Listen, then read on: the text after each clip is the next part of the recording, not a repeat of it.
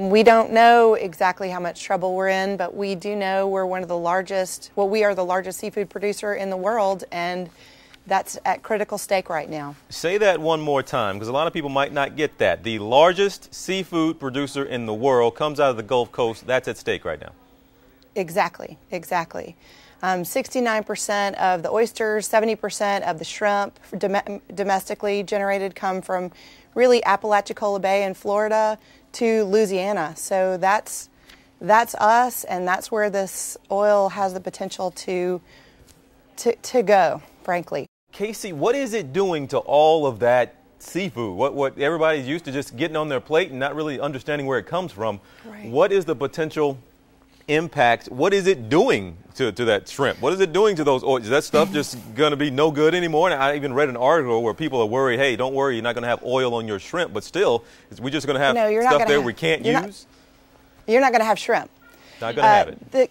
Not going to have it. The kind of biggest deal right now for us is when you cover the grass beds, that's where the shrimp are born. That's where they come, that's where they grow, that's where they live. And we've had a cold winter, so they're just now starting to come out. When those grasses are covered and buried, the shrimp are gone. Gulf shrimp come from the bottoms, and the bottoms is where we're pushing the oil with the dispersant that they're using, so it's laying down on top of the shrimp beds. We won't have shrimp is the potential worst case. All right, Casey, how long? Or oysters. Or oysters. How long, last thing here, will it take? And you said they're starting to get into that area.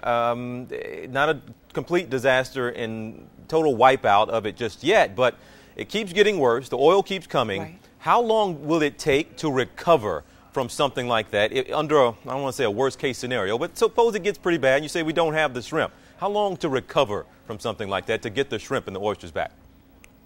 Under a worst case scenario, and it's hard for me to say this out loud, oyster beds, we're looking at potentially 20 years, maybe longer.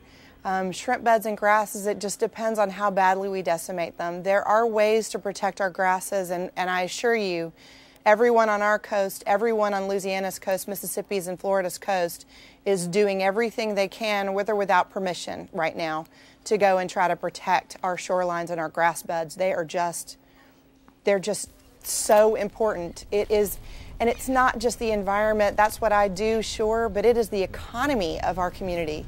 The Gulf of Mexico is the 6th largest economy in the world. It's $665 million in seafood, and it's $20 billion in tourism, and that's 2 of the industries.